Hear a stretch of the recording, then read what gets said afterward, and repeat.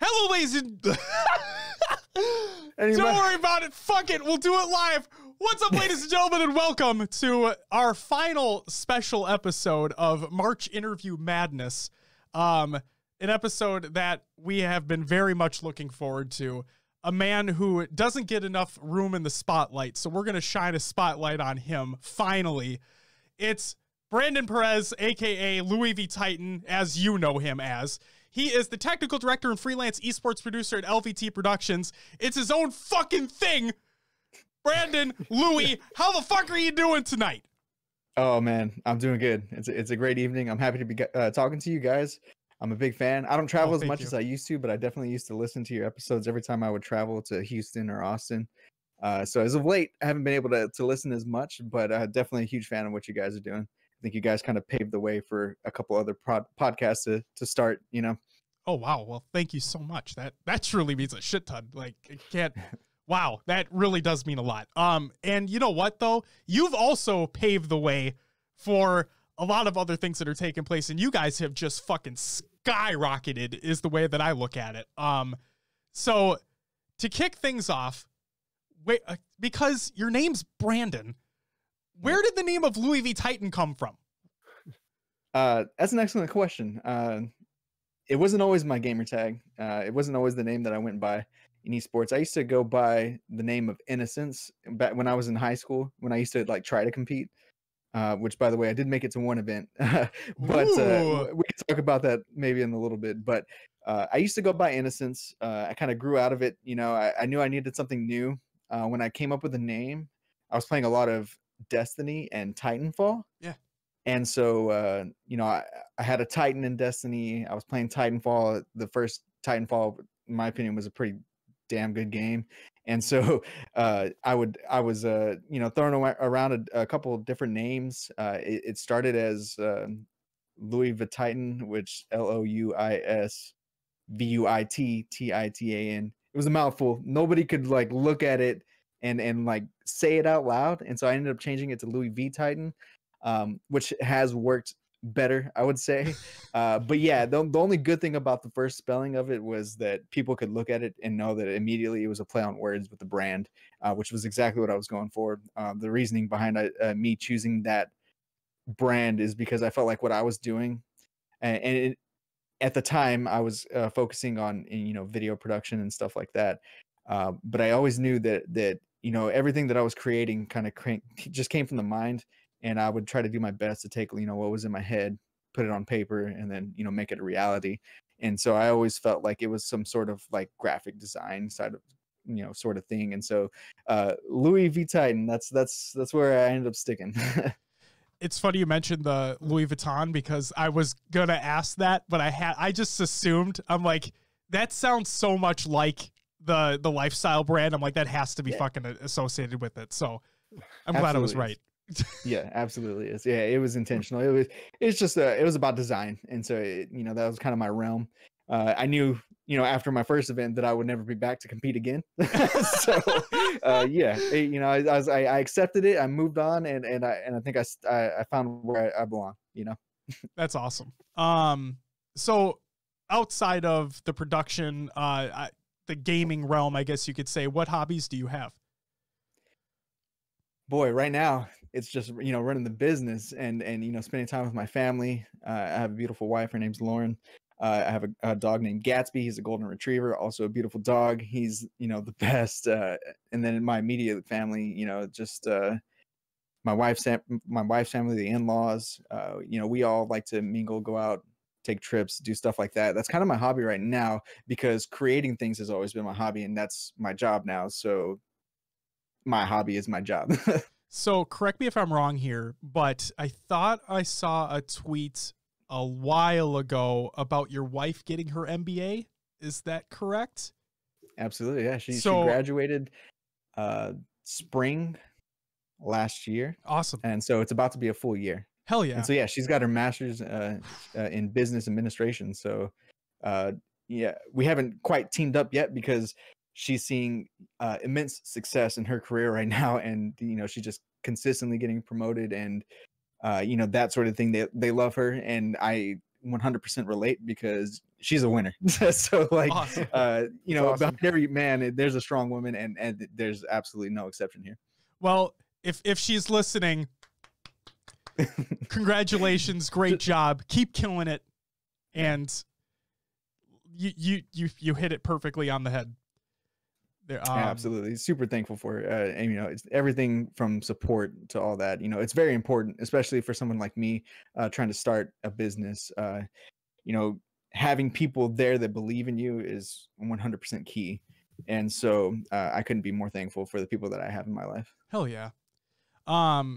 You're too nice, Louis. Just way too nice. Which is great. Like, that's fantastic. So, how have you been dealing with COVID for the past year? Because that's been a disaster. It's been a thing, huh? Yeah, you know, so my wife works from home, and up until I would say a month ago, I was working in the news business, and in the news business, the news never stops. Right. And so for me, nothing changed. Every day I had to go into work.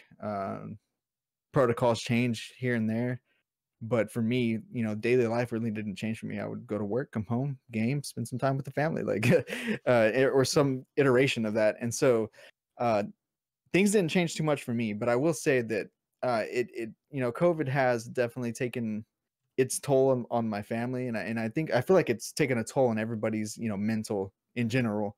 But yeah, you know, I did lose my grandma to COVID-19. It was hard for me. She was the last grandparent that I have, and she was the one that I was closest to. She passed away last year, unfortunately, but it really did kind of open my eyes. I always took it seriously, right? Because in the news business, we definitely always know that, you know, how things need to be portrayed in the public. And, you know, for us in the news business, it always seemed like, you know, a lot of people here in Texas don't take it too seriously, especially where I live. I live in College Station, Bryan College Station. It's the home of Texas A&M. And so it's very conservative, and sometimes the conservative point of view is it's not always in favor of, you know, taking coronavirus too seriously. Right. And so we take everything that we did seriously when I was working in the news business, and it definitely it opened my eyes. And then, you know, losing my grandmother to it was definitely tough, but you know, she was a wonderful lady. She had a great life. I'll say it. I'm her favorite grandson, but you know, it was tough. Yeah. But you know, we just deal with it on a daily basis. I'm ready for things to get back going. I feel like we're on the horizon, right? Like, I feel like maybe by the end of this year we could see lands again, and hopefully in 2022 we see some Halo Infinite lands. I don't know what the plan is, but I'm excited for it. You know, events are amazing for esports. It's amazing to build friends and all that, and, you know, social mingling with people and actually getting to know people other than, you know, camera to camera remotely.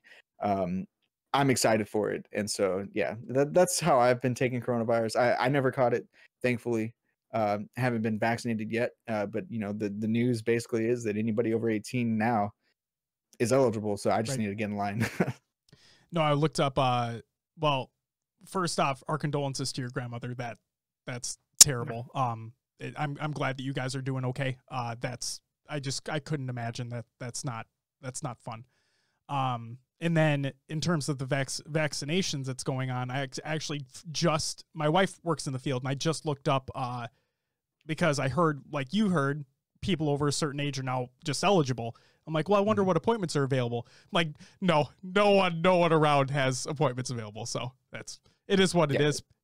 I'm sure they're a hot commodity right now. You know, just a little bit, you know, like an RTX 3000 series graphics card. You just can't get your hands on them. That's all it is. Oh yeah, dude. Trust me, I know the story, bro. So I don't want to ask if you can't provide further information, or you don't want to provide further information, but like, was it a local news network that you worked for, or anything in that realm? Yeah. So my last job, yeah, I definitely worked as a CBS affiliate. It was for KBTX. They're based here out of Bryan College Station. They're top 100 market in the nation, so it's a pretty respectable news station. And it's the second news station I worked for. I started in the news business in 2013, and so I had a job offer to come to this news station, KBTX.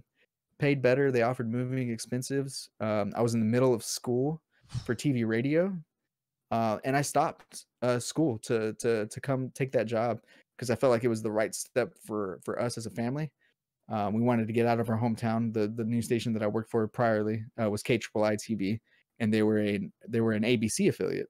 And so I've gotten to, rub elbows with people in the network here and there, and I learned my craft. I sharpened my skills there in the news business. I couldn't be more thankful, and I met a ton of great people, a lot of great talent. I would love to wrangle some of them and pull them into esports, because there's a ton of excellent professionals that I have met that, they just have, the best look on life in general, and they know how to handle, anything on air and roll with the punches. And, we kind of come from the same background. So I think, in the future, I love, building up talent and getting people up to the speed and, offering them as a professional environment as possible that I can handle. But I just can't wait until the day that I can, continue to do that on a bigger scale, I would say. Do you have any one of them this is going to be old technology for all the youngins that are listening, but do you have anybody on speed dial ready to go for you have a big esports gig lined up? You're like, I got the perfect fucking person for this. I've got a couple people in mind, some great producers, and talent. It's a little more hit and miss because talent has to know what they're talking about. Right? Sure. I would never put somebody in a position where they wouldn't know what they were doing. Right. And for instance, if I put somebody on camera for Halo and they just never seen Halo in their life, I would never do that. So, I've gotten to, as a director in the news business, I got to meet a ton of great directors that, and by the way, if you love gaming, right, mm-hmm. and you're trying to figure out a career, you should seriously consider looking into your local news station, because I grew up as a director. Not grew up. My career was directing in the news business. So you'll never see me on camera or anything like that, just like I do in most of the shows we do now. You're punching the buttons, you're responsible for what goes out on TV. And a lot of what the job entails is making decisions fast and hitting the right buttons based on those decisions. And so I'm very on board with, gamers are made to be directors, honestly. If you're young, right, and you don't know what to get into and you love gaming, I would encourage people to look into going into directing in the news business, because other directors, almost every single other director that I've met, are just as passionate about gaming, if not more, but just in their own little world, right? I've met directors that love World of Warcraft. I've met directors that love Call of Duty. I've met directors that do nothing but play FIFA, and we're all gamers. And honestly, it's very interesting because it's you don't think of it like this, but gaming has trained you to make split decisions on a whim, right? And really take everything into account and decide what works best and make a decision, right? And so that is one of the biggest responsibilities as a director. That's awesome. So give me the inside scoop here. So with your previous day-to-day job, right, with the directing within the news network, is it over dramatized when you're watching a television show that has a news broadcast, a drama or whatever, and you have the people with the headphones on that are saying cut to camera whatever, and you have all that stuff? Is that exactly how things go down, or is that just an over dramatization of it? It varies. It depends on studio size, right? And so I've been lucky enough to work in 2 news stations that are top 100 in the nation, which is basically larger than your average, but not the biggest. I'm not talking Dallas, a top 10 network or anything like that. But I've been in studios where producers are very hands-on. And by the way, the terminology is a little different whenever you think about it in esports. But like me, I was a director. Some people call it a technical director. Some studios, there's a director and a technical director. So technical director would be the one pressing buttons, and a director would be telling the technical director more or less where to go. And they're just always on the same page, and both are probably capable of doing both jobs, right? But in the studios that I've worked in, producers kind of take on that role as a sort of producer / director, where they're responsible for writing the scripts, finding the stories, figuring out what they want the talent to say, deciding what kind of statistics they want on full pages and stuff like that, and then working with the technical director or director to make it a reality and make it TV. And so it really varies, right? But 100% I would say, what I do in both stations is I'm that person that's calling the shots. Like, camera 2, I need you to get a 2 shot or a single shot, or get ready to do your boom truck zoom, like all kinds of stuff like that. Okay. Queuing audio operators, telling Chiron or the character generator operator like what they need to do, and then being on the same page and communicating very quickly with the producer to make sure what is happening on TV is what's happening in their head, what's supposed to be happening, right? Awesome. So yeah, it's I wouldn't say it's over dramatized. I would say it's very similar, right? And then the great thing about news, this is the one thing I'm going to miss about news, other than helping people and informing people. The one thing I am going to miss is that news changes, and it's sometimes there's breaking news, right? It's not like your typical job where everything is super repetitive. Yes, it is repetitive. There's always going to be that newscast at 5, 6, and 10, but the context of the newscast always changes and it varies, right? I live here in College Station, and one of the biggest news days that we had while I lived here was when George Bush passed away, right? Older George Bush, yeah, the president that served for one term. And the reason it's relevant here locally is because he was to be buried here in the city, and so ABC, NBC, CBS flew here overnight, right? And we were on it. Like, the moment that we are always aware, right, when somebody that's of that caliber is going to be in a position where something might happen, right? So like the moment George Bush goes to the hospital, we knew, right? And so we were just kind of waiting for weeks. Like, is his health like went up, it went down, that sort of thing. And so the moment it happened, it's funny. It was a Friday night. My shift would typically end at 11 p.m. Right? It was probably 11:58, and we're about to clock out, walk out the door, and we get a phone call. It happened. One of my other directors, he was just like, "We're not going anywhere." We were there all night, Wow. live on TV, just to report the news and kind of honor his legacy, right? And so a lot of what I was doing there, I was punching it while it was happening live, and then we were also at the same time on the fly making content, putting it in the monitor wall, sliding in pictures, putting in videos, doing all that, trying to make it as interesting and as good as possible in real time. And so that was a very interesting experience. But yeah, news is always changing, and so that's what I love. And that's what I loved about it. And that's kind of what I like about esports, right? Is esports changes, the storyline changes, right? And it's very similar. And so that's the one thing I'm going to miss about news is, just about how you never really knew what was going to happen, right? And it was always your responsibility, no matter what happened, to be ready to roll with the punches. Thank you for diving deeper into that, because it's something that, I mean, we're depending upon the occupation that someone might have, right? You feel closed off from the rest of it. So you just don't get that behind the scenes look into how things take place. And I'm just so used to watching like the newsroom on HBO or something like that, where everything just seems like it's larger than life, but getting that inside knowledge is to be like, no, things can actually happen like that. And you have to be on top of it 100% of the time. Like, that's incredible. I can say that I've never personally seen the newsroom on HBO, but I've heard other talent and people in the news business talk about it. And they're like, yeah, it's spot on. Oh, that's awesome. You should watch it. It's fantastic. It's I hear it's really good. If the first 10 minutes of that show don't have you hooked, then it's not going to be for you. But man, it's fantastic. I'm sure I'll be hooked. Hell yeah. So, okay. I did a little dig here, okay, to find this. And during one of your live streams a long time ago, I don't know if it's still there, okay, because I don't know if the room has changed. It may have. But you had a Bob's Burgers poster sitting on the back of your wall. Will, my wonderful co-host and producer, his wife loves Bob's Burgers.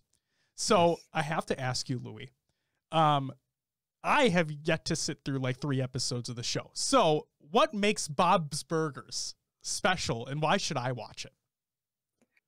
Oh boy. I like their openness to address things that, that are weird, right? one example, right? There's an episode where, oh gosh, I'm talking off the top of my head. Like they go to a beach, it's a nude beach, and like they have to like there's some sort of wrestling scene and all that. I'm just thinking like, man, as a cartoonist or an illustrator or whatever, you know, that's pretty ballsy to like get to dive into that and to do that and to do it in a way that's tasteful enough for it to get the ratings that it does, right? Or not the ratings, but the PG rating that Right, that it right. has, right? And so I love that, you know, they're very straightforward. It's a funny family too, right? Like there's a lot of reality to it, right? Where, you know, like Tina, for instance, she's a girl, but she's like kind of, you know, out there where she has different, you know, values than, let's say, her little sister. I think it's Louise. I'm not 100% sure on names. I'm terrible with names. But I just like that. And on top of that, it's funny, right? And so I feel for the dad, right? Like the dad, he's just kind of struggling to run his business and keep control of his family. Like to me, it's very relatable. And it's pretty funny in my opinion. I've seen, I don't watch it religiously, but whenever you are, when as a director, if you were ever to try to be a director, part of the job is to be in charge of like the syndicated programming, and so we pull the shows before they air and we watch them and make sure that there's nothing wrong with them. And so like it was one of my favorites. Is that kind of like when a movie theater would get a like a reel of a film and I think you have to, well, I mean, they'd splice things together, but don't you have to watch that through to make sure that everything's good too? Like I'm not entirely certain, but I would assume so. I have friends that worked in the movie theater, and I worked in the movie theater when I was growing up very briefly. But I never got to see what goes on like with the film and all that, but I'm 100% sure that, you know, they spent a lot of money to buy those films to air them. Oh, So I'm absolutely sure that they would go and QC check them, quality check them just to make sure that there's nothing wrong with it, right? And if there is, you know, what do we do, because we're supposed to be airing it tomorrow. Like and so yeah, I've had one cool thing when I did work in the news business in Corpus Christi is we got to see Anchorman 2. Maybe I shouldn't say this on TV. No, but we're not on TV before it was officially aired, right? We basically got, as a news station, they let us come watch it early, and it was like also like doubled as a QC check, right? And so it was a really cool experience. But yeah, I'm pretty sure that absolutely happens in theater, in the theater world. Did you enjoy Anchorman 2? I love it. Yeah. Okay, see, it's Ron Burgundy. He's a character, right? And I think he even still plays that character in a podcast, which is amazing. But you know, it's a cool show, right? It serves a purpose. It kind of calls out the media for some of the bullshit that they do, right? Like, you know, if it bleeds, it leads, right? I think the whole premise, I'm not sure if it was Anchorman 2 or the one after that, but like it was a challenge. They had to pull ratings, get somebody that was better, and what they ended up finding out was like, you know, following that kind of gritty news was a hit, right? And it actually helped them win their little debacle that they were in. But it's very interesting, right? You know, media, it's a very interesting thing. I don't know if you guys have ever seen on Netflix Trial by Media, but it's an excellent made documentary about some real events that did happen, where arguably the media made a difference in the outcome of the case. And so it is responsibility of people that are in control of what is going on TV, to kind of keep that in mind, right? And so that's why you know, sometimes there's positions that are very important. Like I was a director in production terms, but on the news side and the talent, right, there's a news director who's basically like the boss. They're basically under the general manager of the whole company. And you know, it's their job to make sure that what they're doing is ethical, and if they are going to be, you know, riding the line, you know, it's that person who it comes down on to be sure that they do it well and do it right. And so it's something very important, and that's something that we take into account when we do live events too, right? I'm going to segue into this, but the whole Zim thing that happened this past weekend, right? Or maybe it was 2 weekends ago now. Yeah. It's very interesting, right? I did my best as the person kind of in charge of the broadcast to just, you know, I advised the talent, you know, don't lean one way or the other. What we're going to do is, you know, and we had this debate while it was happening live, right? During the middle of these matches in our Discord. And it's kind of like, hey, you know, the chat wants to see this, we already know this player was checked by Martin, at least being an eligible player, right? Yes. Now Martin's not sitting there watching the player play, right? And to my knowledge, he was trying to get live footage of him playing, but they couldn't supply live footage, right? And so the way I made that decision was, we know that the player is eligible at the very least. All we can do is kind of show the gameplay and let people decide for themselves.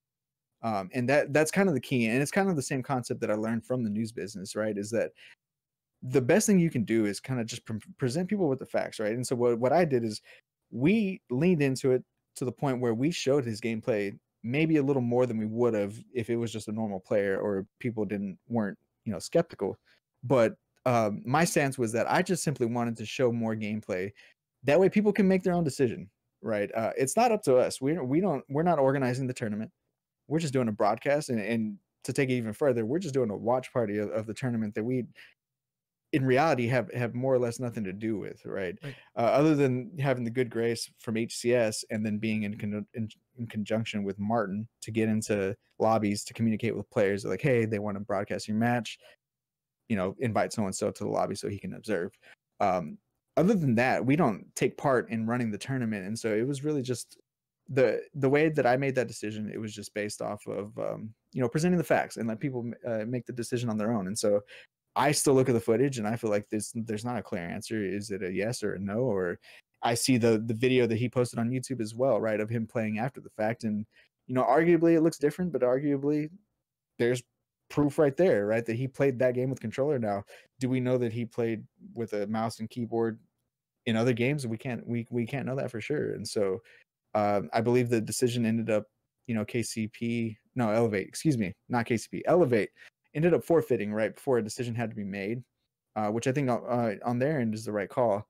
But I do want to challenge, like, the players on that team that are continuously working with these new people.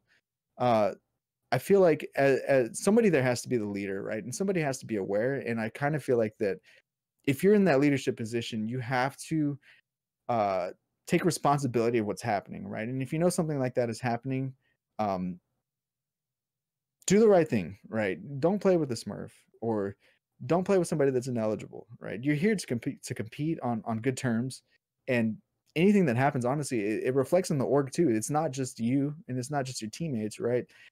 I don't know this for sure, right? But I'm sure that Elevate doesn't know anything about what was happening, right? Other than the fact, oh, maybe we found a fourth. This is who's going to play with us, right? Well, there has to be a team leader there somewhere, or maybe they need to hire a team manager to like manage these players, right? Because I feel like somebody needs to step up in the leadership role on that team, and it needs to be done fast. Otherwise, I find that the players need to be held accountable, whether they're playing legitimately or not, right? That's kind of two strikes in my eyes. This last one I can't tell, but I know that they got DQ'd the week before that for playing with a Smurf that wasn't eligible. So I don't think that looks good on the community in general. And in my opinion, I think the players need to do better. So I don't need to go in further on this because we kind of already did on the show, but you're spot on. And Will mentioned last week as well that Elevate probably didn't have any idea what was going on in terms of this. I agree that full responsibility should be taken, because what's the point of competitive integrity if you don't do that? And then you also mentioned that Elevate forfeited. They did. You were correct in that. And then Martin also reached out and said, he said that they've officially been DQ'd at this point. So while they did originally forfeit, yes, that is true. They have now apparently been officially DQ'd as well. So they're not going to be in the pro tournament that's going to be taking place this weekend. Which is good. I mean, I think it's the right decision. It is. I agree. And you mentioned it too, is that we don't, now maybe they have something else, face it is what I'm mentioning, because we didn't have proof, right? We couldn't absolutely 100% solidify that this is exactly what happened. We could just assume, and it looked like something's fishy going on here, but hopefully they have more information, but either way it's taken care of, and hopefully we can just move on. I agree. And I would say that there's nobody better we could trust with the tournament than Martin. And so whatever decision Martin really comes down to, wholeheartedly, I believe is the right decision. Absolutely. Kudos to Martin. And then the last the last standard question I have here, because I mean you've already segued into other things, but I'm gonna Yeah. back things up, so I'm sorry. Did you have to deal with that massive snowstorm that happened in Texas? Oh, dear Lord. Oh man, that was a nightmare. I'd love to hear your It was perspective on insane, that man. shit. I still worked at KBTX while that was happening. Okay. And so at the time, I was working the morning shift, which is 3 a.m. to 11 a.m., which arguably during the ice storm was the most important because we were dealing with obviously historic cold, right? It was consistent rain, sleet, snow, freezing temperatures just over and over and over. And so the danger really became driving in the morning after the night had passed, right? And specifically for me, man, driving to work, there were 2 days where I kind of spun out, and I live like 2 miles, maybe even less than that from the station, and Sure. there's no highway travel or anything like that. It's just like a turn and a turn, and then I turn in. So it was a very simple drive for me, but it just goes to show, like, to me, I think that news does play an important role in society. Informing people of what was happening, and advising people not to be on the roads, and to kind of count your blessings, and don't go on the highway whenever there's sheets of ice on the highway. Like, that's important. But personally, also here at home, they were doing rolling blackouts, but in our case here where I live, specifically our house, we lost power for an extended period of time, for days at one point, because ice on a telephone pole or something like that caused us to lose power indefinitely, right? And so we ended up getting it back, I would say, Friday. And so I would say for about 3 or 4 days straight, I was chopping wood, trying to start a fire. Luckily we have a fireplace.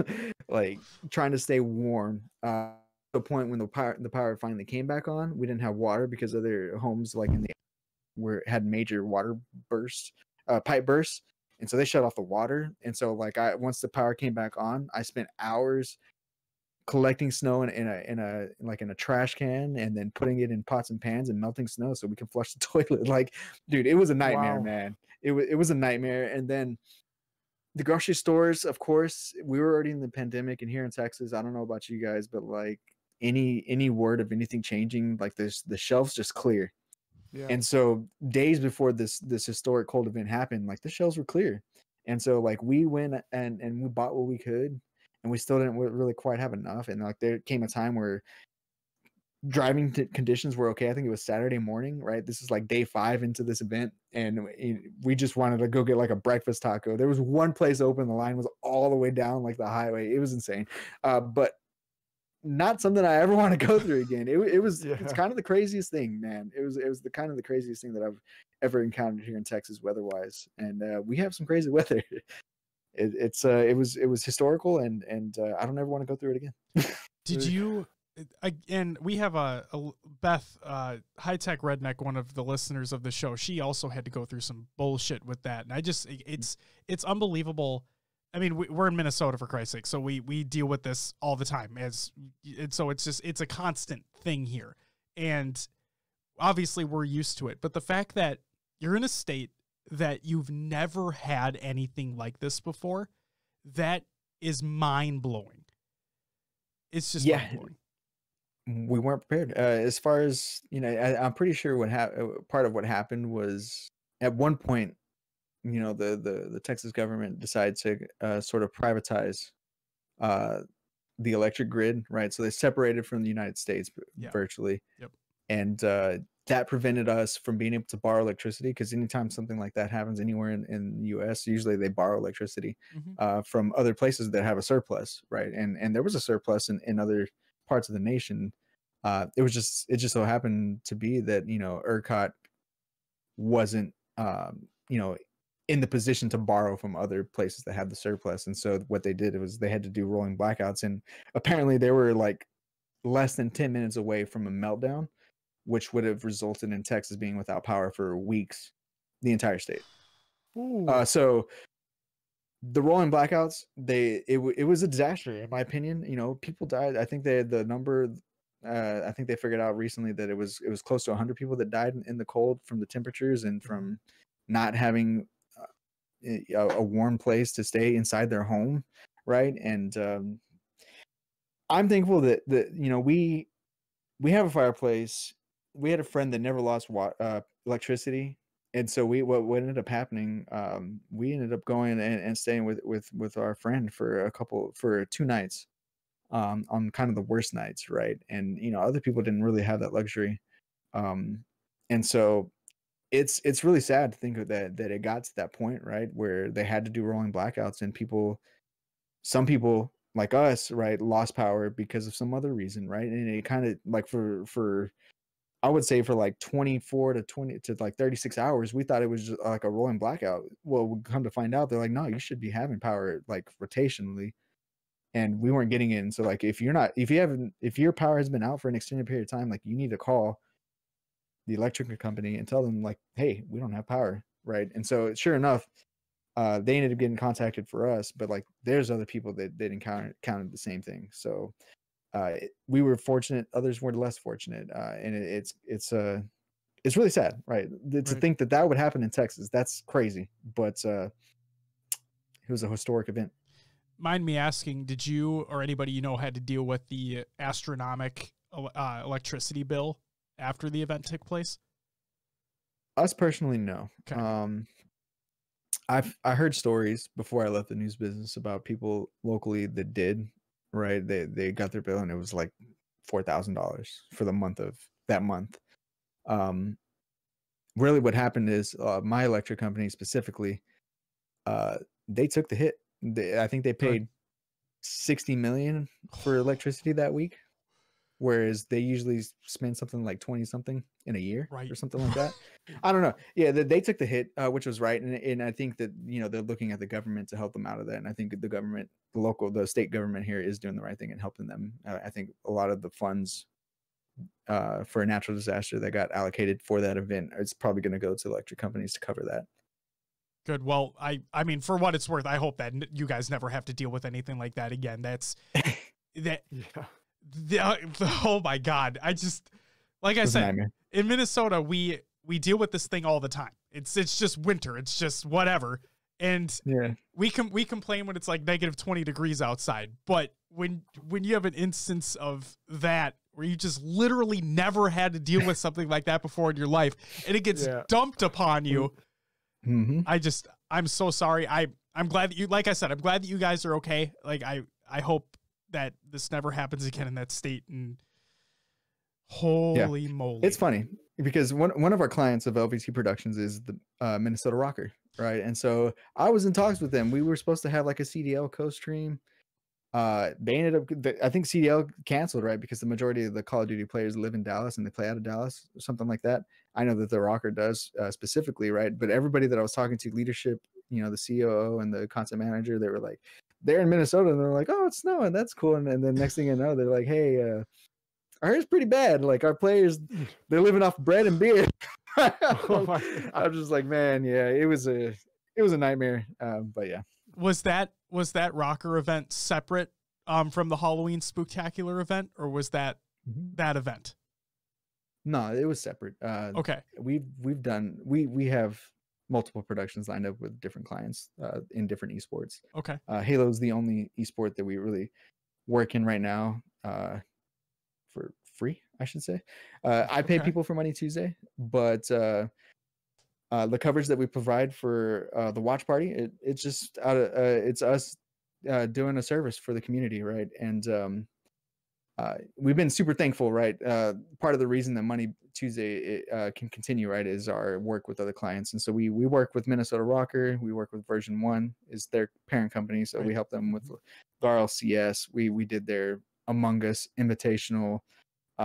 We did Final Mouse and their Aim Gods event, the keynote where they released the news about their new mice. And then we held their $250,000 tournament immediately after. It featured Tfue, Booga, some of them. I've also done other work in other one of the things that I got to check off my checklist there was doing an event that had Ninja in it, and got to do a listen in and everything and hear his voice. And I'm just like, in my head, I'm like, man, this is like such a cool moment, honestly. It's we've been blessed at LVT. We've had a lot of success in a short amount of time. Yeah. It's very interesting, right? Because I can't say for sure where we're going to end up or what we're going to end up doing, because we just have so many opportunities that are kind of sought out right now, just because I think the pandemic plays a part in it, right? Remote production is something that's sought after right now, and it's something that I can do very well with the equipment that I have. And so, you know, we broke into the scene, and immediately people took notice of, you know, the professionalism that we carried, and, you know, the experience that kind of shows just with the work that we put out. And so, you know, we've had leads kind of left and right. It's really about us, you know, figuring out what we want and what we want to do. It's very interesting, right? Because you know, Rocker and version 1, you know, they want to take things a little more seriously as far as working with me individually. But I kind of told them, you know, my heart lies in Halo, and I want to see this through at least until Infinite comes out. And if we have no place, then that's okay. You know, and I will have no choice but to take other offers like that seriously. But my heart lies in Halo. And right now, you know, that's our initiative. We want to see this community grow. We want to continue to help people, you know, get in the spotlight, you know, make a name for themselves. That's part of what Money Tuesday is for. I mean, of course, we have people like Violent Renegade that are established and that just won't lose. But if you've paid attention to any of the undercard events that we've had, you know, we've featured people like Command Station or Tapping Buttons, some people like that, you know, that are very good, right? That's kind of the standard for Money Tuesday. You have to be like cream of the crop, in my opinion. And it's really kind of up to Nighty and Tools to figure out the best sort of matches that we have. But it is initiative of mine specifically to kind of give people that shot to make them the name for themselves, right? And so, like, for instance, Vimsy, we gave him a shot in a double match against Command Station and Commonly, right? And Vimsy went off with the sniper rifle, and so we gave him a chance to work with Frosty and play against a better duo, right? And they ended up losing to Druck and Soul Snipe after choking 25-24 3 times in a row. But I love that. you know, that's part of the thing that I have here. Like I build a grounds where I built a, you know, a kind of the grounds for us to bring in new talent, give them a shot to like kind of perfect their craft, you know, provide a stage for some competitors that, you know, maybe they're not Bound or Renegade, but they're close, right? And maybe they're young, or they're just a step away maybe. And so we kind of it's been an initiative of mine to, like, you know, give them that stage for them to succeed and know what it's like to play in something that's like high pressure and you know, done well and has people watching, right? And it's kind of stuck. Money Tuesday has been an interesting development for us. It was kind of the catalyst for us in the Halo community for us to really garner large viewership. We were looking at the stats the other day, because we've been doing the Pro Series since I think in October, right? And we were averaging like 10 viewers, 12 viewers, 13 viewers, and then the first Money Tuesday came out, and I think the first Money Tuesday averaged 300 and something viewers. Mm-hmm. And ever since then, you know, our average viewership has just skyrocketed, and it's a testament to Money Tuesday, right? You know, LVT isn't the first partners that I've tried to work with in the space. I used to try to work with Blam Gaming. Things didn't quite work out, right? But that idea, Money Tuesday, it's been in my mind for years now. Mm-hmm. And I've taken the time to curate it and to figure out what I want it to be and how I want it to look and feel. And what we're seeing these days is kind of the culmination of that idea and the years of thought that I've put into it. Yeah, so some people that I used to work with, you know, I brought up the idea of Money Tuesday, very specifically the same name and everything, and immediately shot down. And so it really it fell upon me to see it through, to you know, figure out what it is, what I want it to be. And then, you know, it was my strategic kind of plan. I'm very strategic whenever it comes to thinking and what I do with the business and how I move through esports, right? And you know, part of our success and all that is because of that. But you know, I really knew, right? I tried it out. The first Money Tuesday was in January of 2020, right? So a year and four months ago. Mm-hmm. That was the first Money Tuesday. It was a Halo Reach event, and it was open. It was an open tournament, and the team that ended up winning was a mouse and one player was mouse and keyboard, and the other was controller, and they beat a controller team. And that was the first Money Tuesday, right? And that had to be done in a weird way, right? Because there was no observer mode for MCC. And then the next one, right, we had Shyway versus Batchford. That was kind of a spur of the moment thing. I just kind of saw an opportunity, and they bid at it, right? And so like I already had the idea of Money Tuesday, and they showed up to like hear about it and kind of get it all squared away. And they're like, whoa, this is like a real thing. And I'm like, yeah, man, I've been working on this, right? And so that was I believe that was in April of 2020, right? So we're about a year ago. And then, I realized that, doing it alone isn't the answer, because I was working solely by myself at that time. And so what I knew is that I needed to find a team that was going to stick, people that knew what they were doing and knew their roles and knew how to do it well. And what you're seeing with LVT Productions now is a culmination of that. Like the people that I've chosen to work with, it's not just on a whim. It's, it's me vetting who's going to stick, who's going to stay, and who's going to be around whenever, we do have success, which we're kind of starting to see arguably.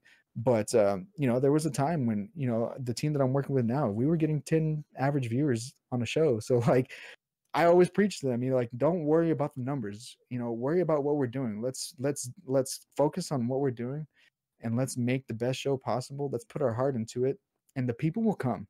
Right. And, I'm thankful enough and blessed enough to be in a position where it seems like it's working. Right. And so I have been able to take a step away from the news business and focus on esports full time, and really our time to shine and to step up and grab as much as we can, and take as advantage of all the options that we have. Like the time is now. And so that's why I stepped away from the news business. I have a great team. Alex Irwin, Nighty Night, of course, I've worked with him. The very first esport production I ever did was with him. That was in 2018 in January. And since then, I've worked with him here and there, and he's always been, there to help out. And I think that, when he kind of realized my potential to put on a great show, he started offering me some of these network options that got me to where I am today. Right. So I'm super thankful for Nighty for putting me in that position and getting my name out there. And then we have people like Taylor Farraco, Mr. Snow. This man is a consulting like business genius. Like he has taken LVT and made it into like a legit company. And I can't thank him enough for that. Right. He's got that organizational skill and that sort of thing that I was kind of missing, I would say. I always had great ideas, right? They're in my head, right? And it's always been a struggle for me to get them and communicate it to other people if I'm not putting my hands on it directly. And Taylor 100% helps me do that on a daily basis. And then we have people like Garrett O'Toole. He's a production student or a film student. He's in broadcasting school, basically. A lot of what I went through in school, he's going through it now. And so I kind of see him as like an up and coming producer, but at the same time, man, the guy kills it on the microphone. Like it's a daily struggle for me. Like for the longest time, I thought he was going to be like my backup producer, but then like I heard him on the microphone and I was like, no, I need to give him every chance that I can to prove himself. Right. Because I feel like he was missing opportunities that he could have had and excelled at. And I saw other people, getting those opportunities and doing well. And I was like, well, man, this guy, he's got it too. And so like, it's been an initiative of mine to like get Gary out there, get him exposed. He does his own work. He's got his own Spartan company and all that good stuff. And like he was doing great on his own. But the day that I heard him casting, he stepped in. I was doing an FFA tournament on my own, and I was casting it. And he was like, "Hey man, I can help you." And like he came in and just killed it on the microphone. And ever since the day, I was like, "Man, I was a fan." And it's kind of been an initiative of mine to get him involved. And so I'm super thankful to have him. And of course, we have a bunch of contractors that we work with in the LVT production Discord to put on these events like the Final Mouse and the bigger events that we do. Super thankful for them. There's a long list of people, honestly. But it's those four, me, Nighty, Taylor, and Gary that are really behind the scenes in LVT Productions. And we work together on a daily basis to figure out what we wanted to do, what we wanted to look like, and how to best approach it and make sure that it gets executed as highly executed as possible.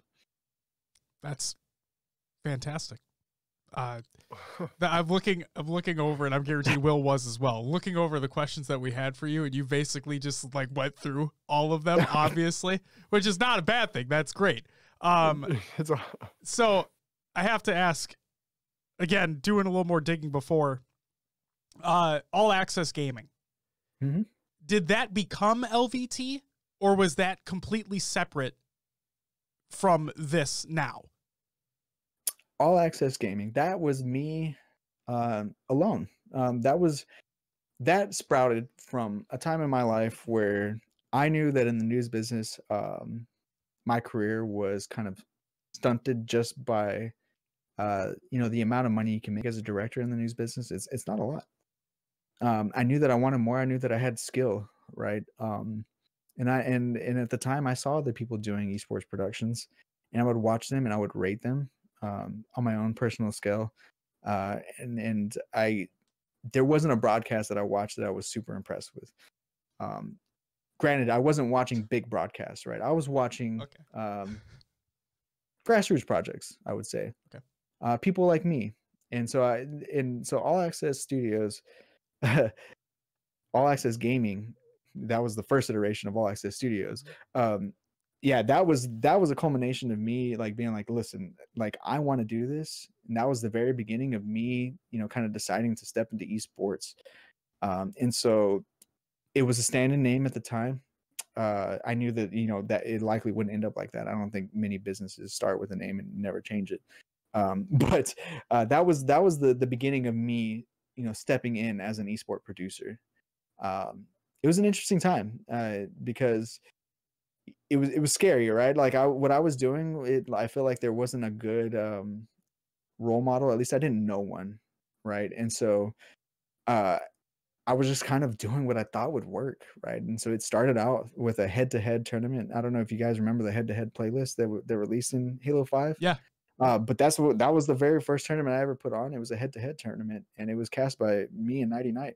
Then we ended up having a second one. It was casted by Nighty Night and Spaceman, which is he's like a CDL Rocket League talent now. But like I was super thankful to work with them.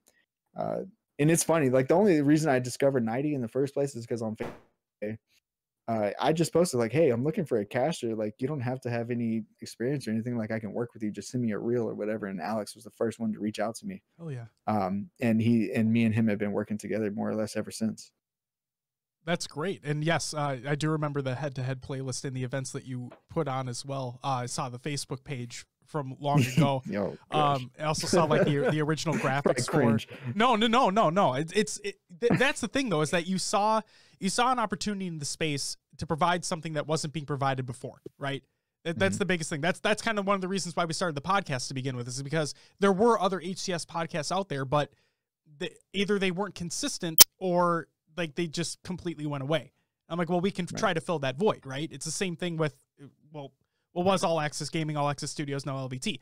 And I also saw like the original graphics you had for the Money Tuesday events and whatnot, and how that's transitioned. It's incredible seeing that journey happen and hearing how you found Nighty Night for the first time. It's like, it's kind of funny how these things just happen, things happen for a reason. And it's just funny that he was the first person to reach out, and look where you guys are now. Absolutely. So this is from Beth, High Tech Redneck, and she asks, before taking on LVT full-time, how did you manage to balance putting on such well-produced broadcasts while also working full-time? Yeah, it's an interesting question, right? First and foremost, I didn't do it alone, right? If anything that had LVT on it, that means it was a team effort. All Access Studios and All Access Gaming, that was basically a solo effort on my part. And so the key, I would say, is finding, team members that are there for the right reasons. I've just been lucky enough to be connected with the people that knew the right people. Like there's no better way for me to put that. Like I didn't know all these people before we started LVT necessarily, but ever since we started LVT, I would say that I found the people that I want to work with for the foreseeable future, right? Like I'm super thankful for that. And you're absolutely right. She's absolutely right. It was tough working full time, especially trying to balance you know, waking up at 2 o'clock in the morning, because at the time, right, in the last year of my news journey, I switched to morning shows, right? And so I was waking up at 2 a.m. I would work till 11. I would go home. Sometimes I would nap. Sometimes, most of the time, I wouldn't, right? And I would just go in and we would start hammering away of what we wanted to do, how we wanted it to look. And I owe a lot to my team, honestly. Like the reason that we do so well is because there's a team. It's a team effort.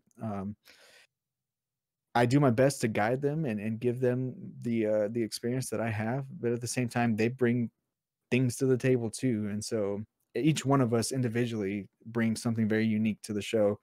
And it's just a blessing. And what you see is a culmination of all of us together, right? It's not just me whatsoever, right? There's a team, and I always try to put the team out there, right? I always want the credit to be given where it's due.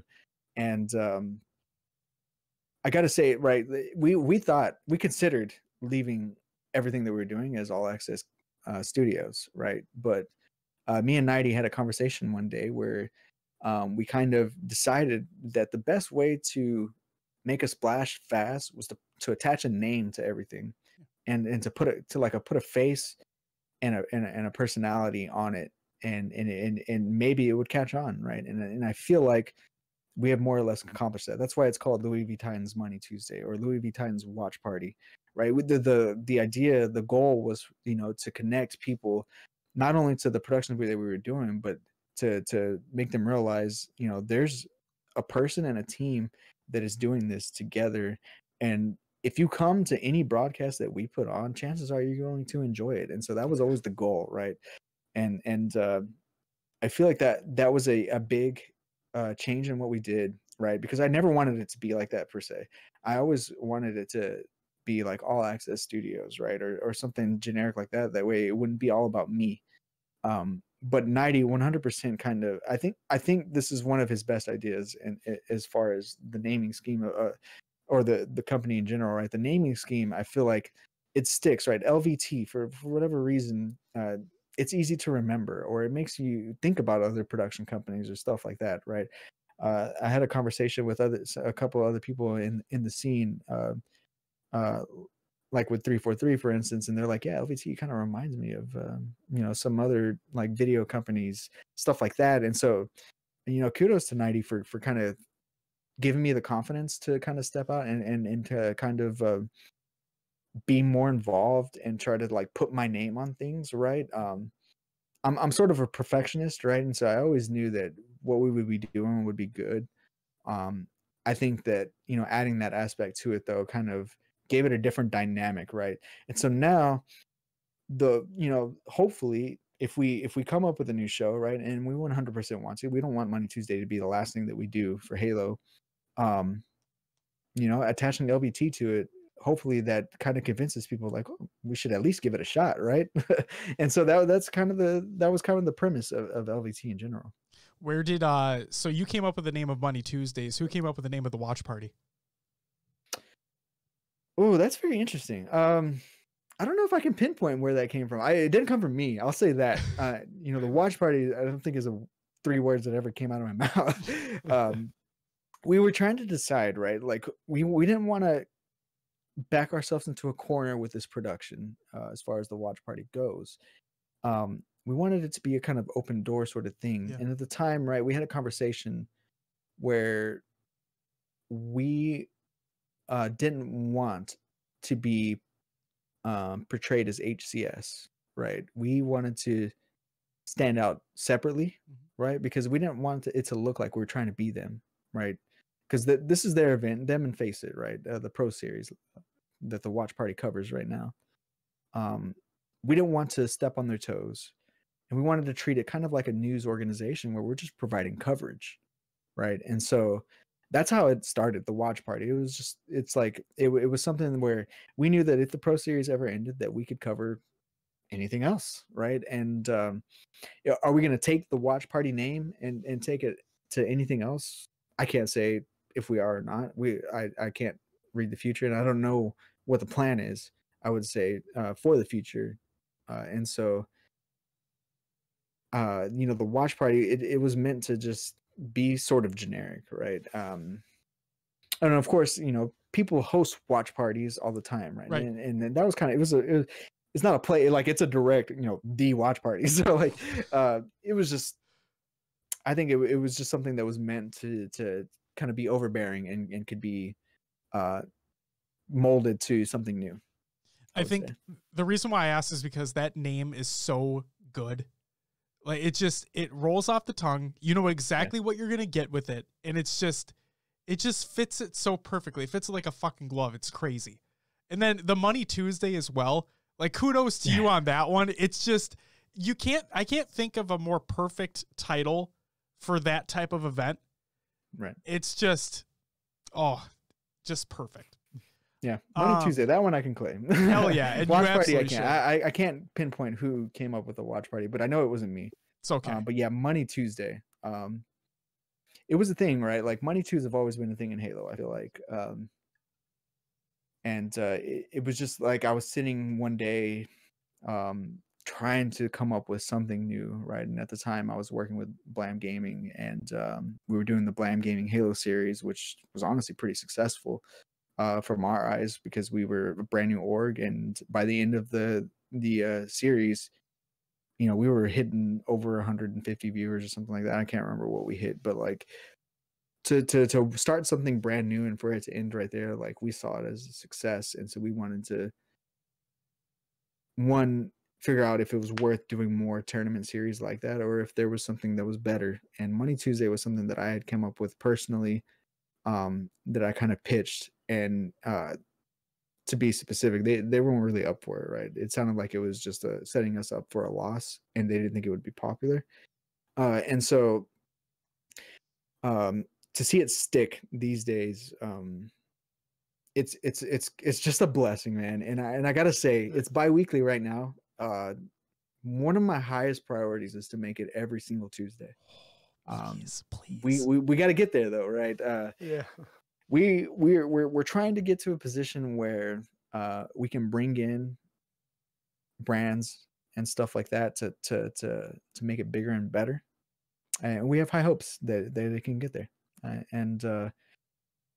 would say in the next few months, be on the lookout for Money Tuesday, right? We have shows coming up, but there's going to be a new look eventually. And we're going to be taking it much more seriously, as far as, on our priority list, right? Right now, Watch Party and Money Tuesday, obviously Money Tuesday takes priority, but Watch Party does take a lot of our time right now.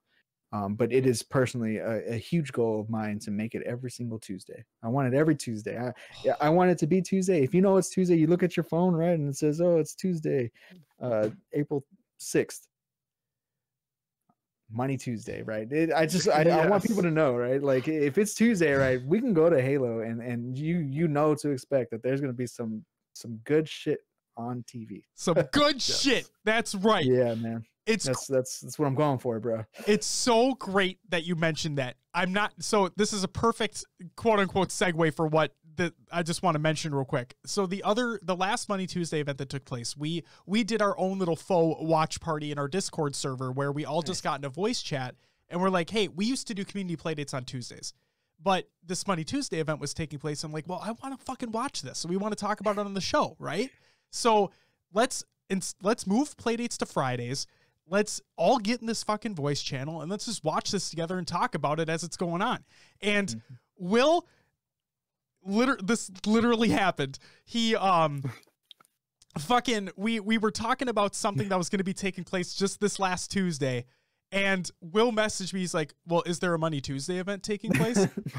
So it's Tuesday. Like, exactly, it's Tuesday. Where's Money Tuesday? So we really, Louis, I really fucking hope that this happens, because I would love to just be able to get in the Discord server, pull your guys' broadcast up, and just sit back in my chair, enjoy some phenomenal competitive Halo that takes place with your guys' phenomenal production value.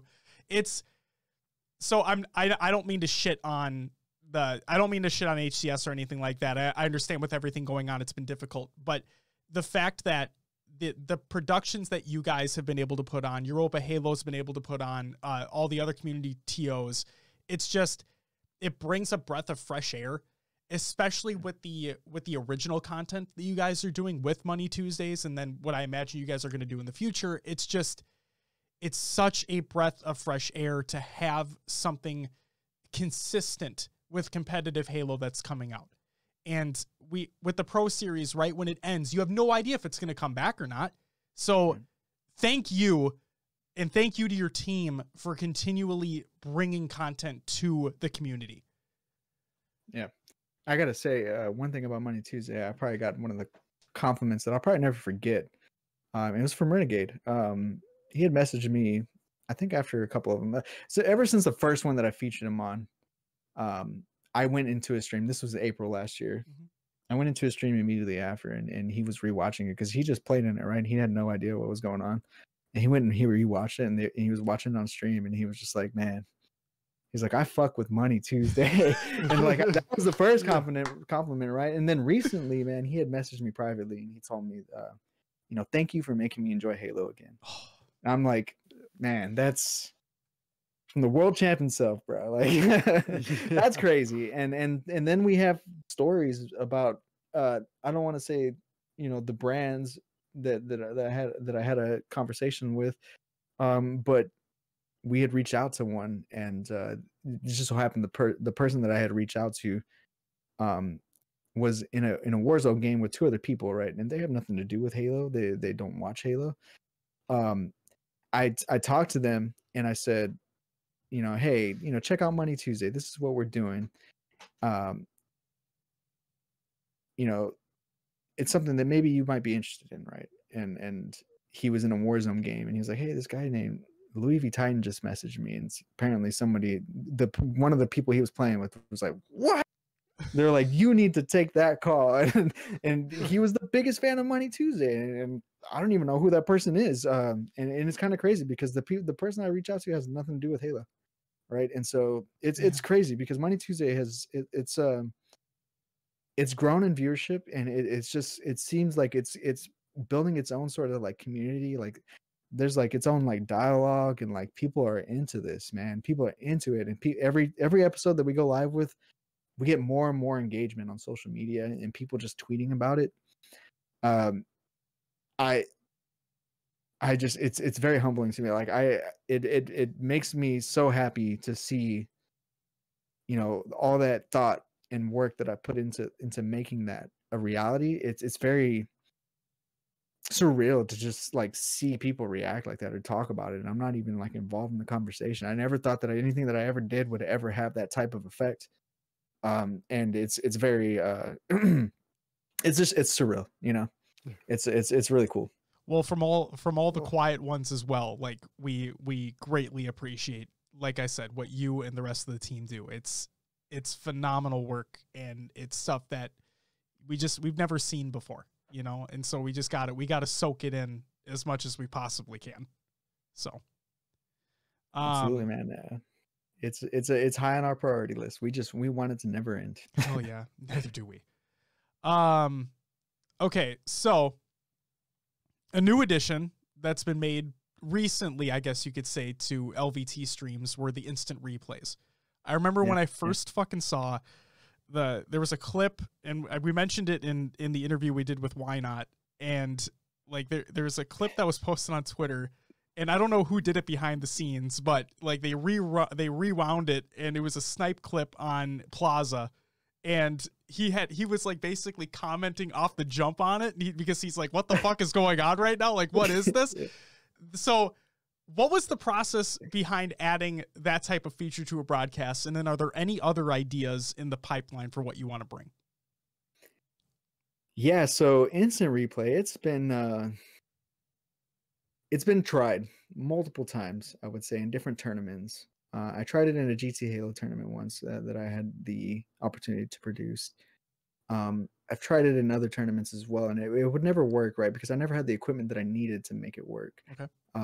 It requires a beefy setup, right? Like, and I'm happy to say that these days we can do it, no problem. But it wasn't always like that. It was something that I always wanted to do. And I do it myself manually here. So like while I'm observing these matches, on the Xbox, switching through points of views and whatnot. Like I'm also doing instant replay. It was just kind of this thing where we would try it and it didn't work, right? And then eventually I would get a new setup and I would try it and it wouldn't work. And then finally, like with this new setup that we have, I took a stab at it and it worked like a charm, right? And then it took me like, now that I knew that it worked, like it was like, okay, well now I need to get good at it first of all, because if you saw the first one I did, it probably didn't work very well. But I had to learn how to, like, everything that we do, man. And this goes for all of our broadcasts. Like we always want to improve. Mm-hmm. I will say that right now, for the next 2 episodes of Monday Tuesday, we don't intend to try anything new, because I don't know if you noticed the last Monday Tuesday, like we're not perfect. I'm not perfect as a director, and there will never be a perfect one. I don't even think that I would go as far as to say there's ever been such thing as like a perfect broadcast, right? You watch the Emmys, somebody clips a mic or somebody doesn't turn a microphone. Like Sure. It happens, right? It's always an initiative of mine to like continuously improve, right? And so I'll say for the next 2 shows, right, we just tried something new with Monday Tuesday, and that was MCC Collection. And what we do is we don't take people's streams from Twitch or anything like that. Like people stream directly to me, and I'm switching them in real time, and it provides the best latency and it gets all the connections as close as possible. Right, because if you just take a bunch of Twitch streams, well, there's like one's 5 seconds behind, one's 4 seconds ahead, blah blah blah blah blah. Like if you watch our watch party for MCC Pro Series, that's what we deal with. But in Money Tuesday, it is done differently, and so we need to perfect that before we try anything new. I will say that once we got it going on at the last Money Tuesday, the match that featured Gilkey and Lethal versus Trippy and Rain, it was pretty nice. And going back, like when it was happening live to me, it felt kind of hectic. But when I went back to watch it, I was like, this is actually pretty enjoyable for MCC.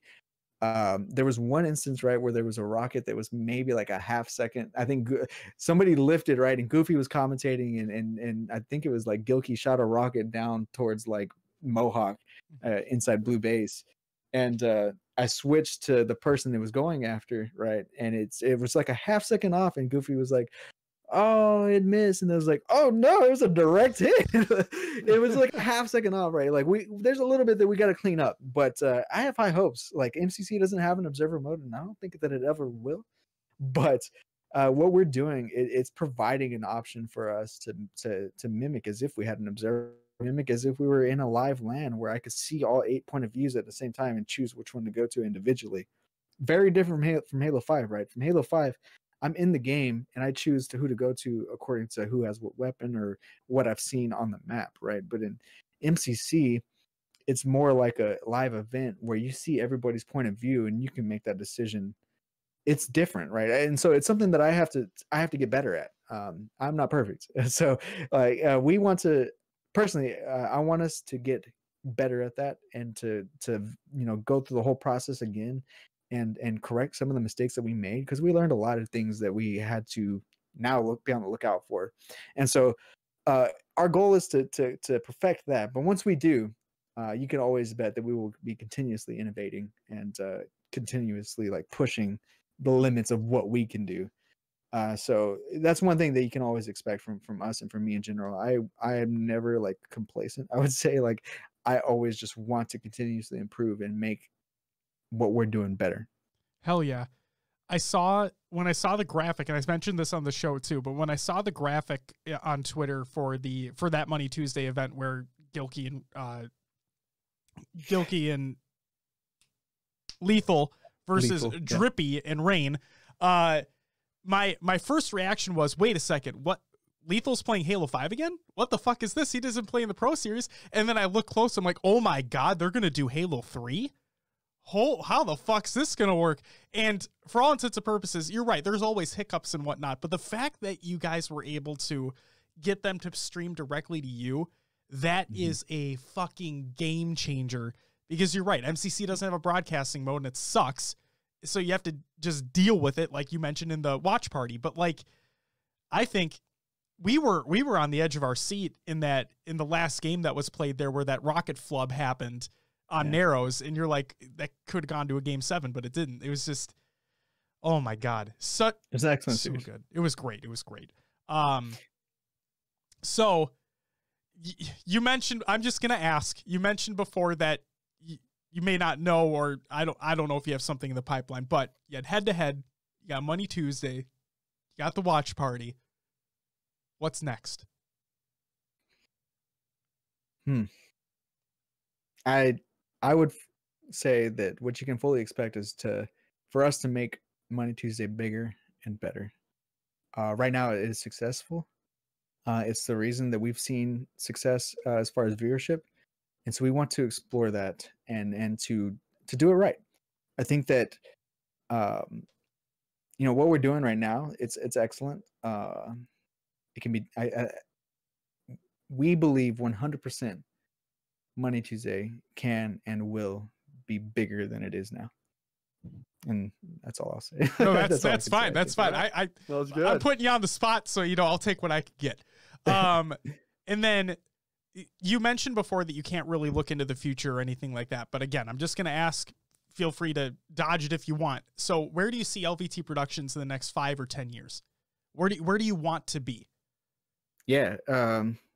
Well, I want us to continue to innovate and to bring new shows, new in-house productions, right? So you ask what's next. I can't say what's next, but I can tell you that we have full intentions to bring more, other than Money Tuesday, right? We have ideas, nothing that is for sure yet, but in 5 years, let's say, I feel like, in 5 years, in 1 year, people overestimate what they can do. In 10 years, they underestimate what's possible. So it's very hard for me to say in 10 years. All I can say is where I want to be, right? And I want us to have a studio, a full-fledged studio. I want us to have more shows. And part of LVT is it's kind of like a tripod, right? It's our love for the Halo community and what we do for the community. It's the competitors that we work with, and then the third is our clients, right? And so right now, we use these clients and we pull in money from other esports and we bring it and we put it into Money Tuesday and what we do to provide monetary compensation for staffing during Money Tuesday, which, by the way, the watch party is totally voluntary. Everybody that you see involved with the watch party is there just to put in their time, right? We go do 7-hour broadcast for the Halo 5, and then we turn around the very next day and we do a 9.5-hour broadcast for MCC. It takes a lot of our time right now, but I would say in 5 years, man, we have high hopes and we want to continue to progress, right? We see Halo Infinite, Halo in general. That's our priority. That's our passion.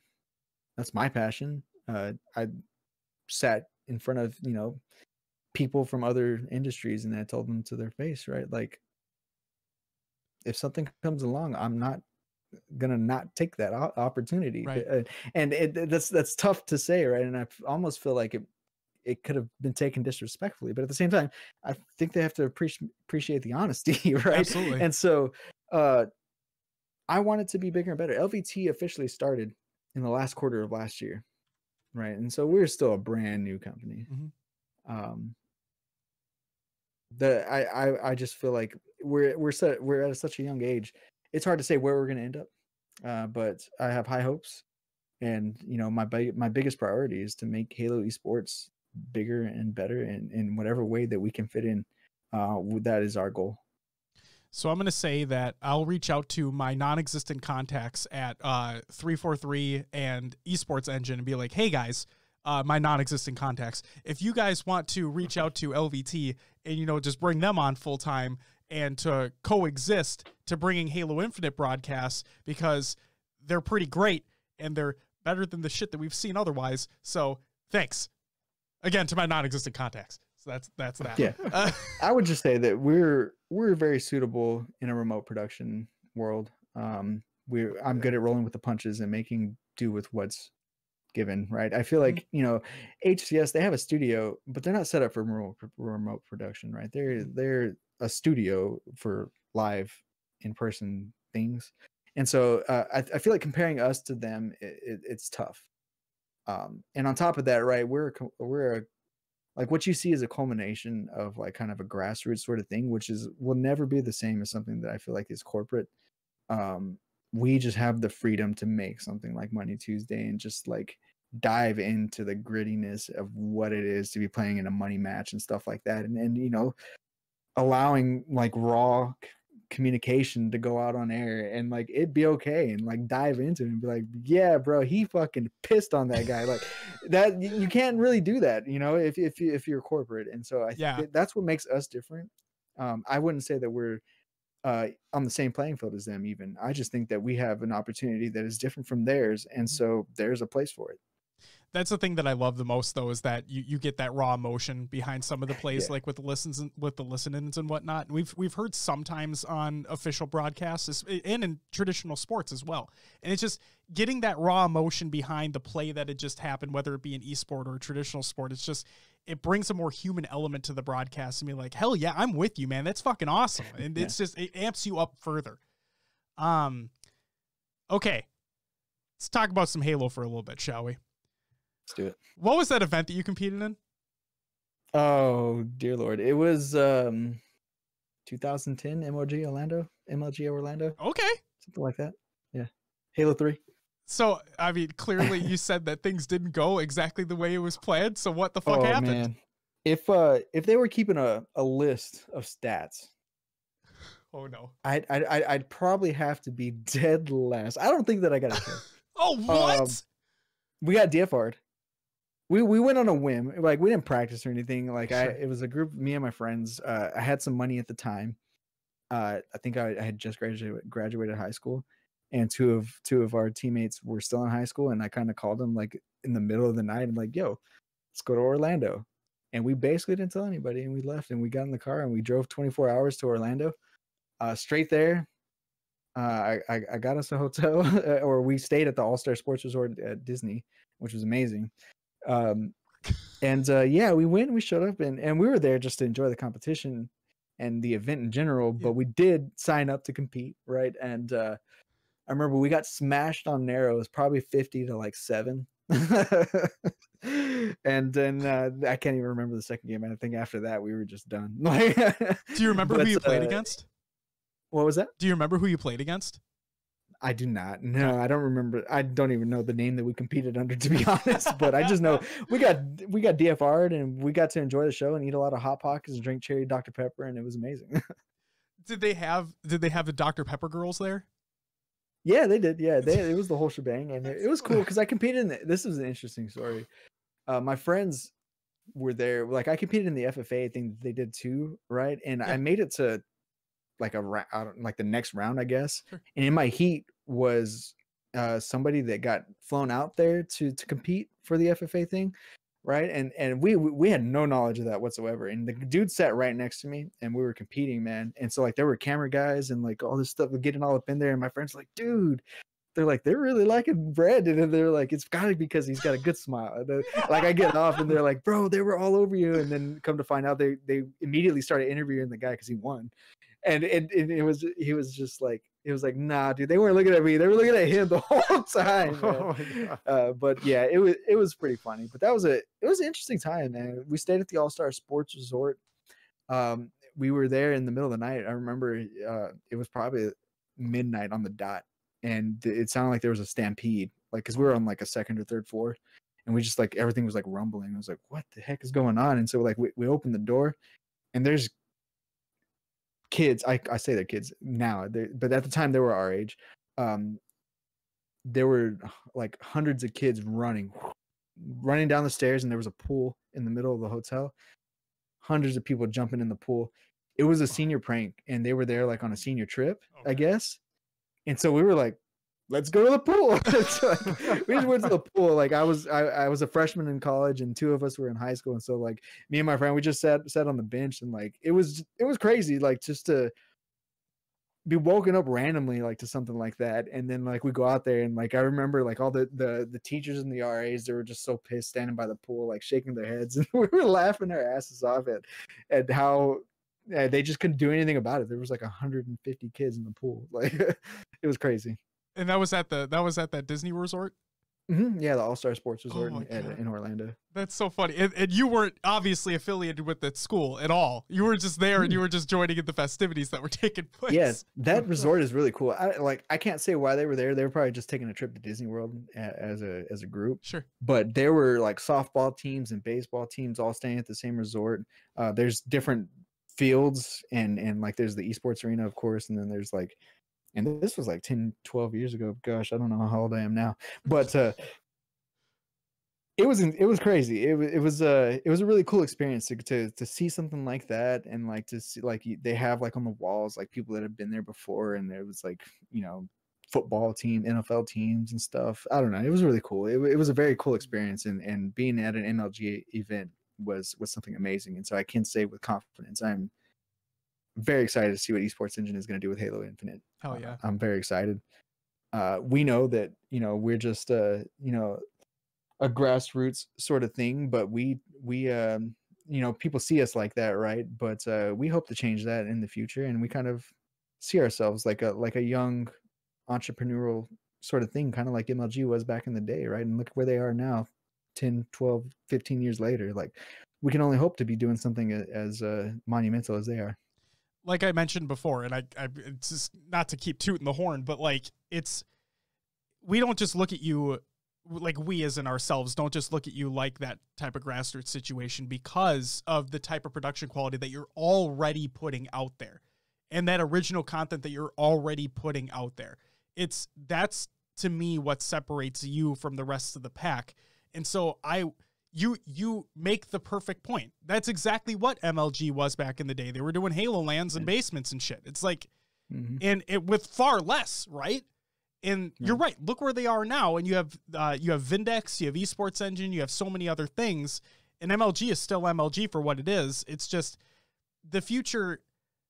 I'm just one guy, but like in my mind, the future looks incredibly bright for you guys. And I'm super excited for wherever that venture takes you, whether it be Halo or something else. I mean, you guys are already working on other things too. So it's like, I just can't wait to see what you guys do in the future. Yeah, we're excited too. We're doing our best to take it all in stride and make the best decisions possible, and to be truthful to our passion, which is Halo. So that's our goal. I'm not here lying to you guys about that. Like, I 100%, like, we are committed to the Halo community. And so, you know, whether anything more than is happening now ever comes about, one thing that we can say for certain is that, you know, when Halo Infinite comes out, you can fully expect there to be a Money Tuesday, and it's going to feature Halo Infinite, man. Even if we have to take it back a notch, right? And let's say that we don't have, let's just pretend, right, we don't have the rights to like do it and like sell it like sponsored or anything like that. Like, we won't. We'll leave it a free show like it is now, and it will just be raw, and it will be fun, and it'll be good and entertaining. Hell yeah. From Nighty Night, why do you refuse to use sprint or thrust in Halo 5? Oh God, of course, man.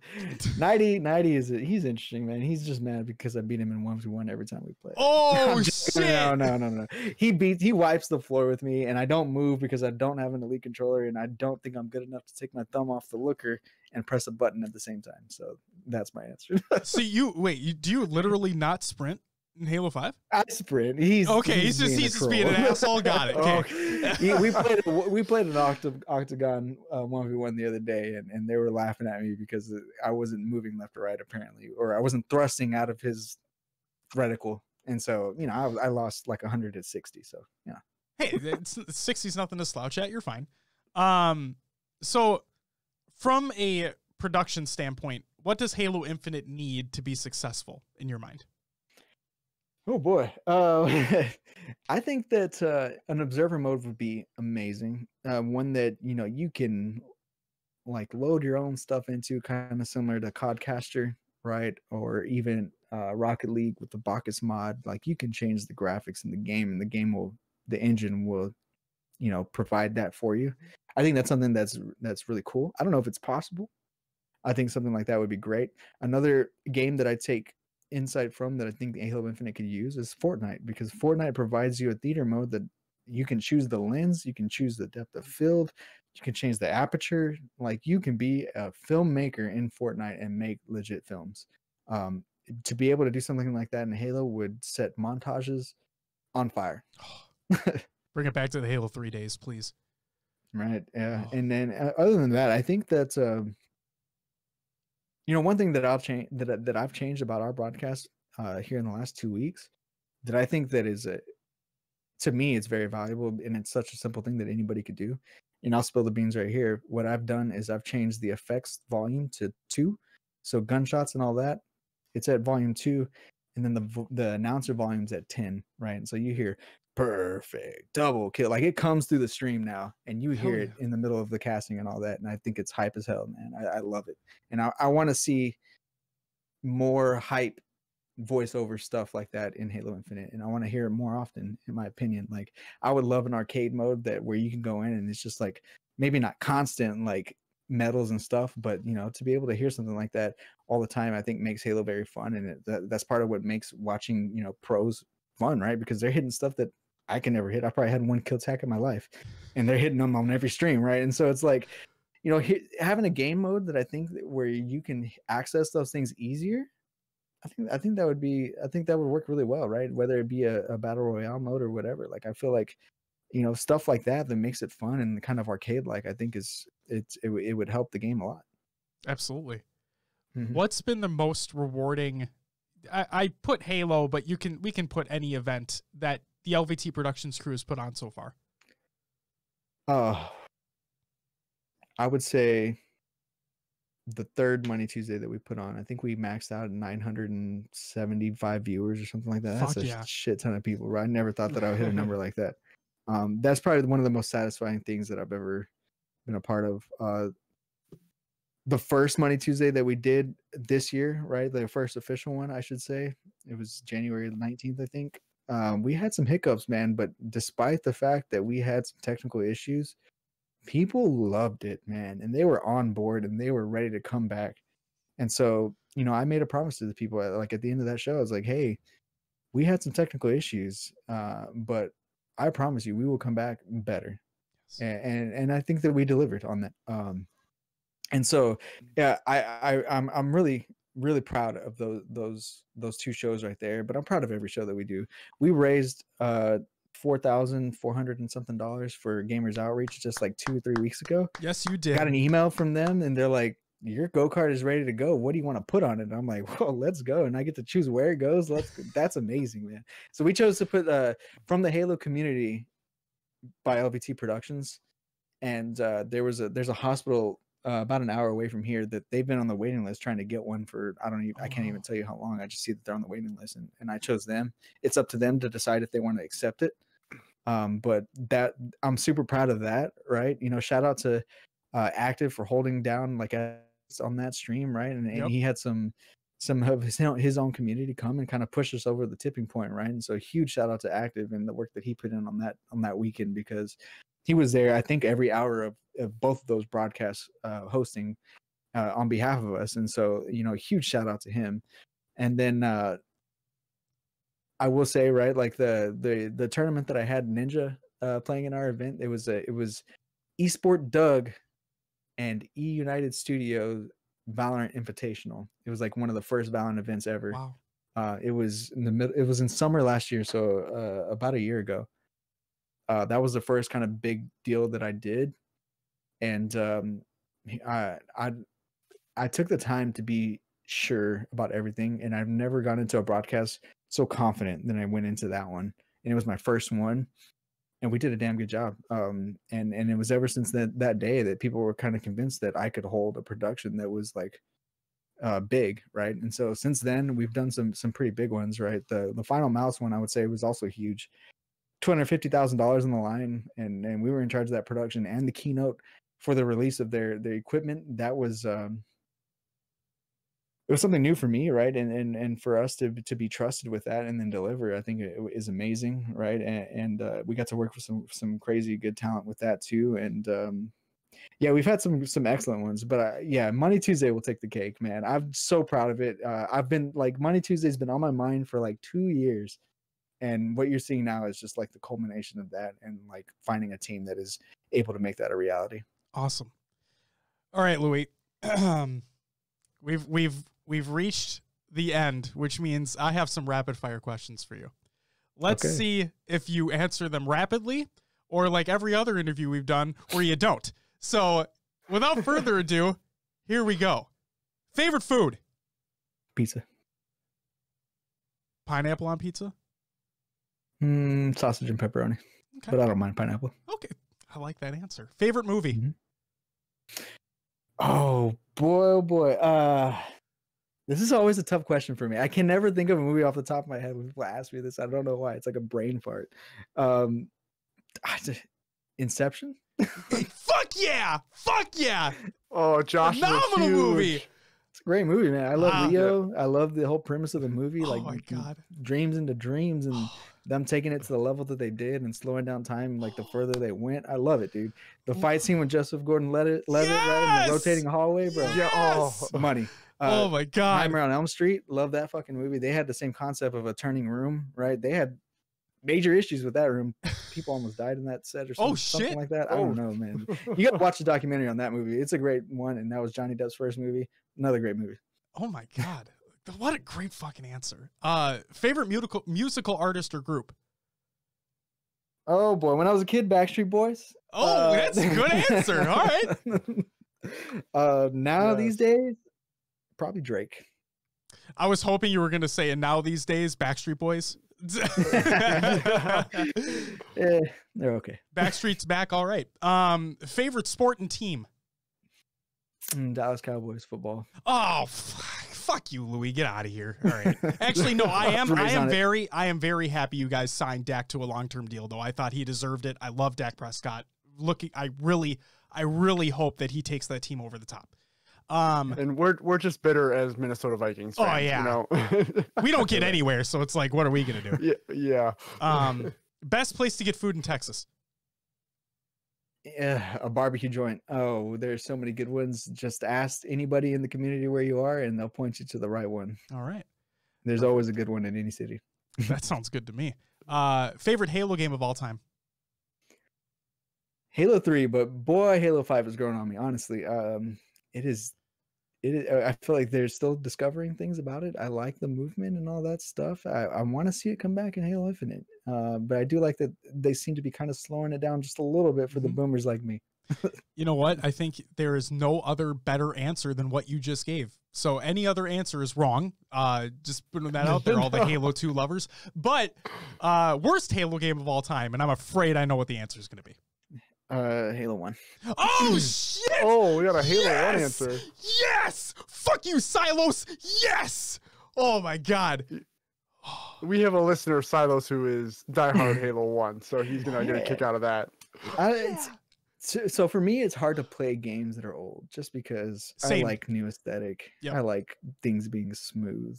Yeah. I like when things work. Yes. Oh, sometimes Halo 5 doesn't work, but it still looks great. True. Man, oh my God. Favorite video game of all time?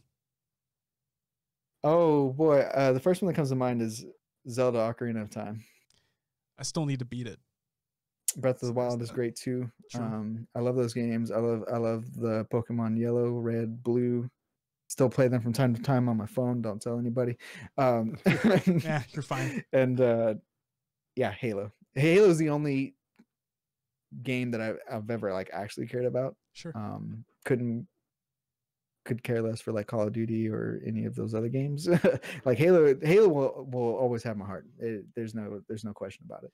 I didn't include this here, but I just want to ask anyway. This can be included in rapid fire. Is there an esport title that LVT is not currently working within that we would like to work in? Like any that you're really looking forward to? Oh boy. No, but I will say that we just got into World of Warcraft, and it has been very eye-opening for me. I enjoyed our production that we did with the Diablos Death Bowl. We worked with Aya. She's a talent that we brought for the Hydra 2v2 co-ed event that we brought in. That was the first time working with her, and it just so happened that she was working on this Diablos event also. And I'm excited to keep going with them because I feel like World of Warcraft is very interesting, right? It's an old game, but people still love it. Oh yeah. I don't know how to think of it, but it's caught my attention. I'll say that. That's cool. That's really, really cool. Least favorite video game of all time? Oh boy. there was this Sesame Street Elmo game that my little brother used to play, and boy, did he want to hog the console just to play that damn game. I don't remember. I think it was like a maze, and you just choose left or right, and like you had to get out. I don't know, dude. It was no, thank you. That's awesome. All right. Favorite Halo player of all time? Renegade. Really? Okay, new guy. All right. He won me over. That's great. Favorite Halo team of all time? Believe the hype. What era? When the hype was real, like when they were like when you believed in the hype or whatever it was. Yeah. Favorite Halo event of all time? I gotta say that MLG Orlando event that I went to just because I was there. I haven't been to as many as I want to. I'm looking forward to the future because as soon as the pandemic's over, like you can bet that LVT will be at those events. Yes, can't wait to see you there. And then the last one I have. Do you think anyone can take down Bound and Renegade? Yeah. It's just people that can't play Halo. Shotzi and Neptune. Okay. I was when I was working with Blam Gaming, we had the pleasure of signing Neptune for like a day, and then somebody talked some sense into him, and he backed out. But like it was a no. Like there was nothing special about the contract. It was just like, hey, show up to this event. We're gonna pay for you to get there, sort of thing. And there was nothing holding him to it, right? And so he had every right to just leave, which we were so excited the day that we had signed him, and we expected to win that event, and we ended up having to change our team because I think he ended up getting on a team, and that's what changed everything or something like that. What